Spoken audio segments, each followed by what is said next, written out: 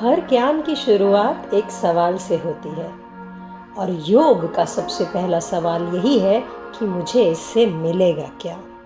अगर मैं योग करूं तो क्या होगा। जैसे एक बच्चा कॉलेज में जाता है और उसे पढ़ने के लिए कौन से सब्जेक्ट्स लेने हैं, कौन सा करियर लेना है, कौन सी स्किल डेवलपमेंट करनी है, तो उस बच्चे के भी मन में ये सवाल होते हैं या माँ बाप के मन में सवाल होते हैं कि भाई इसको करके हमें मिलेगा क्या। तो महर्षि पतंजलि ने जब पतंजलि योग सूत्र की संरचना की, उन्होंने सबसे पहले पाठ में समाधि पाद में ये बताया कि अगर आप योग का पालन करोगे तो आपको क्या मिलेगा। और उसके बाद आगे के चैप्टर्स में उन्होंने ये बताया कि योग करना क्या है, योग को साधना कैसे है, मगर पहले उन्होंने बताया कि आपको मिलेगा क्या। उन्होंने कहा तदा दृष्टो स्वरूपे अवस्थानम, अर्थात जब मन की सारी हलचलें रुक जाती हैं तब तुम अपने सच्चे रूप में ठहर जाते हो। अब इसको अपनी रोज़मर्रा की ज़िंदगी में लगा कर देखते हैं। हम जब सुबह उठते हैं तो हमारा दिमाग खाली नहीं होता, बिना कुछ बोले हमारा दिमाग बोलना शुरू कर देता है। कल क्या हुआ था, आज क्या करना है, लोग क्या कहेंगे, क्या ये सही है, क्या मैं अच्छा कर रहा हूँ। इतनी सारी आवाज़ें, और हम खुद को सुन ही नहीं पाते क्योंकि ये मन रूपी बंदर हम पर हावी होने का प्रयास करता है। आज की दुनिया में हम हर वक्त किसी भूमिका में होते हैं, कभी बेटा, कभी बॉस, कभी पति, कभी पत्नी, कभी बेटी, कभी पार्टनर, कभी परफॉर्मर और ना जाने क्या। और इन सब के बीच में एक आवाज़ जो धीरे धीरे खो जाती है, वो है हमारी खुद की, हमारी आत्मा की, हमारी मौलिक स्वरूप की आवाज़, जिसे ना कोई भूमिका छू सकती है, ना ही कोई स्थिति बदल सकती है। तो महर्षि पतंजलि कहते हैं जब चित्त की हलचल रुक जाए तो तुम्हें तुम मिल जाओगे जो हर हाल में स्थिर है, शांत है और संपूर्ण है। और वो ये भी कहते हैं कि जब ये मन नहीं रुकता तो हम हर विचार, भावना, डर से खुद को जोड़ लेते हैं। हम ये कहते हैं मैं अच्छा नहीं हूँ, मैं मोटा हूँ। हम ये नहीं कहते मेरा शरीर मोटा है, हम खुद को उस शरीर से जोड़ लेते हैं। लोग मुझे पसंद नहीं करते, मैं किसी लायक नहीं। यह चित्त की वृत्तियां हैं जो 5 तय हैं, और अगर इन वृत्तियों को हम दूर नहीं करेंगे तो ये हम पर हावी होकर हमें परेशान करती रहेंगी। और यहीं शुरू होता है असली योग।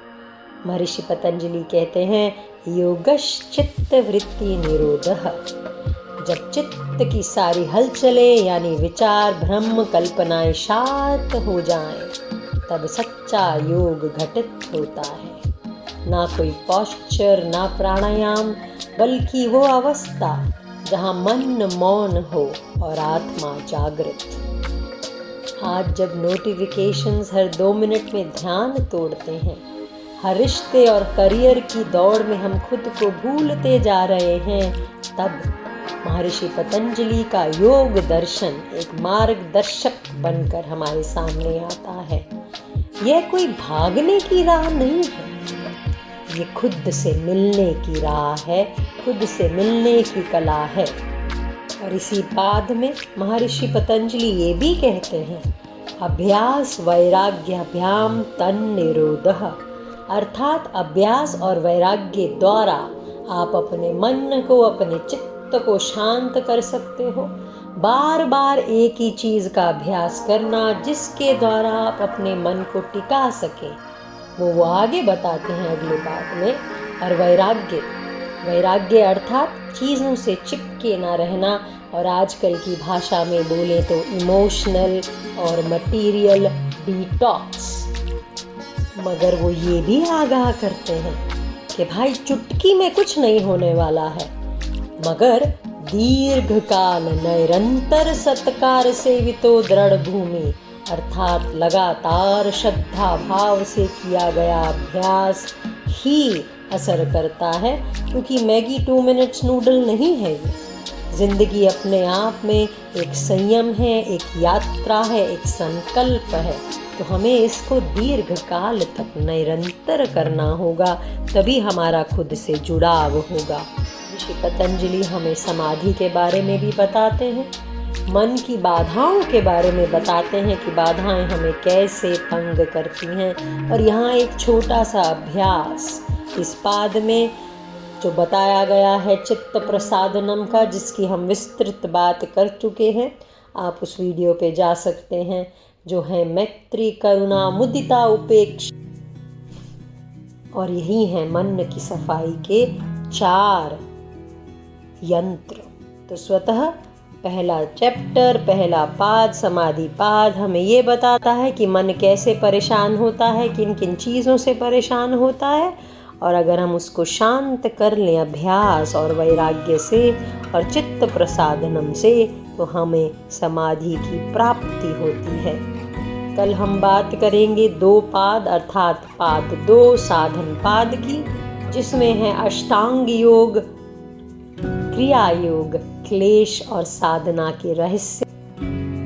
आइए आज का संकल्प ले लेते हैं। मैं अपने चित्त को शांत करने का अभ्यास करूंगी। आज से मैं चित्त प्रसादनम का अभ्यास लगातार निरंतर करूंगी। उसके 4 यंत्र मैत्री करुणा मुदिता उपेक्षा का मैं भरपूर पालन कर अपने स्वरूप में स्थित होने का प्रयास करूंगी।